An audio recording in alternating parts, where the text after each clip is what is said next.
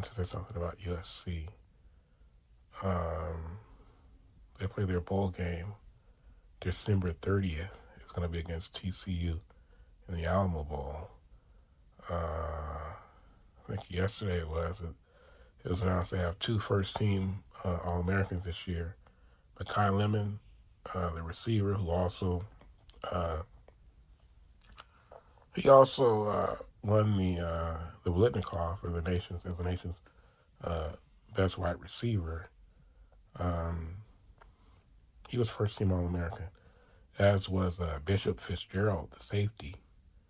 He was also first team All American, which was kind of a surprise to me. If anyone I would have thought it'd been Kamari Ramsey, who was more talked about, I feel like.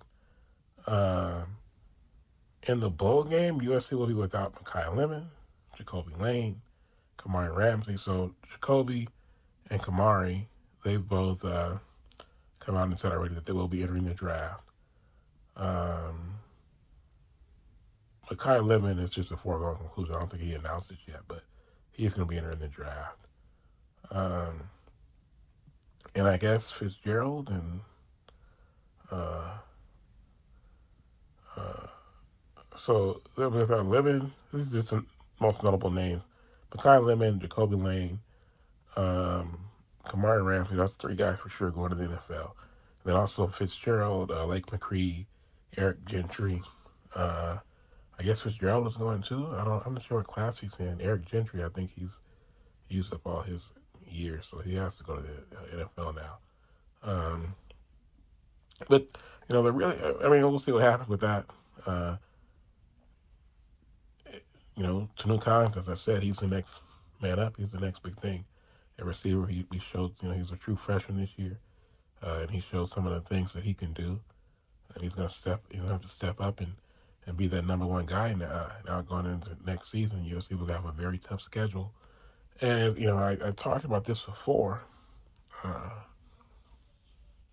about the situation. When I talked about it at the time, it was still unclear what Jaden Maiava was going to do, and that's really what I wanted to talk about here because, of course, the news came out today that Jaden Maiava will be returning to USC for his senior season.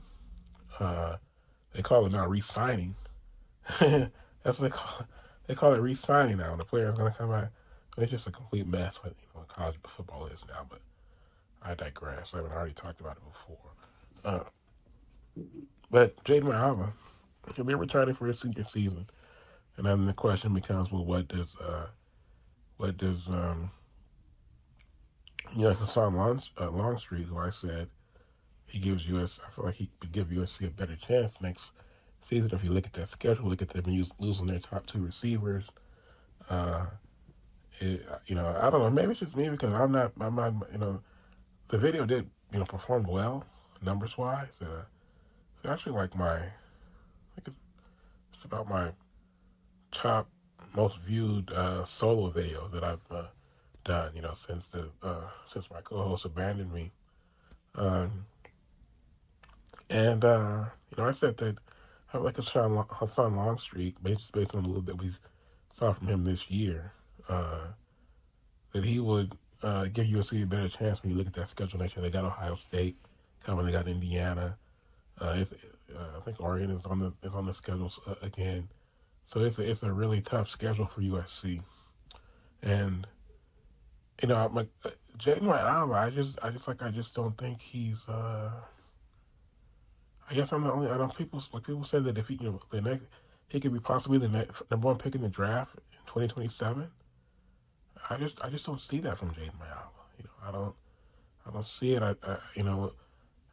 When he first took the job, I saw him as like when he first took over for Bill Moss. I kind of reminded me of like a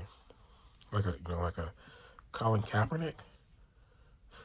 But I feel like he ran more that those few starts he had last season, and this year he only would pretty much run on like design runs. And as a passer, I just don't see the did he play well? Yeah, but he also had two guys who were gonna Micaiah Lemon will be a first round pick. Jacoby Lane will be, I don't know, especially going to the first 3 rounds of the draft. And he had two guys who was Of course, you can't take away from a guy for having good receivers to throw to. He goes to USC, you expect him to have that. But I don't know. I guess I don't see as much as other people see. And with them losing their top two receivers, and Tunuka is very talented, but he's to this point he's just showed flashes, right? He's not really a proven number one receiver. Um, as well as he played against Oregon. Like I said, I feel like he's the next big time, big thing, but he still has to show that he can produce over, you know, over a 13 game, 12, 13 game schedule. Um, without Makai Lemon on the other side and without Jacoby Lane out there to, take, some of the pressure off of him. Like I said, I'm not backtracking now. I already said I think the guy's the next big thing. But I just feel like going into the next season, um, it would help a lot if USC had a quarterback and who I feel is the more dynamic option of the two, and that being Hassan Longstreet. But and it would really suck. I mean, like back when I was coming up, guys didn't. If you transferred, you had to sit out a year. Now you don't. So a kid like Longstreet these days, kids don't sit and wait. You know, uh, so I mean, if USC is able to hold on to him and keep him, he redshirted it last year, and he's able to stay. If they're able to get him to stay and be content just taking the job over in 2027, that would be amazing. But I don't know. I probably wouldn't. I don't know. That's just not the way it works these days. When it used to be, guys would sit and wait for their turn. It's a different day. He gets paid out of the way, but it's just I don't know. We'll just have to see what happens. But I definitely think it'll be interesting to see if he's still here in the fall. That would be amazing. you know. And I mean, like I said, USC they won. They got probably I think earned themselves some a little bit of like breathing room. Lincoln Riley anyway. Going 9-3. We'll see what happens in the bowl game. But next year the schedule is so difficult. Even if they bottom out, I mean, who knows? If they bottom out, it could get dicey for Lincoln Riley if that buyout number starts to dwindle down a little bit.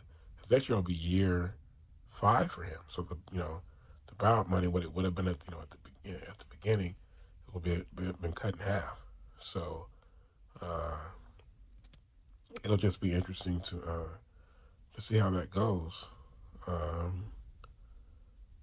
it's a very dicey situation. Now think of USC. It's like, well, I mean, I always have a quarterback, right, who's highly touted, can play.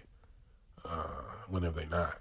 And then Lincoln Riley, when has he not had a talented quarterback? But yeah, it's gonna be interesting to see what happens with that situation.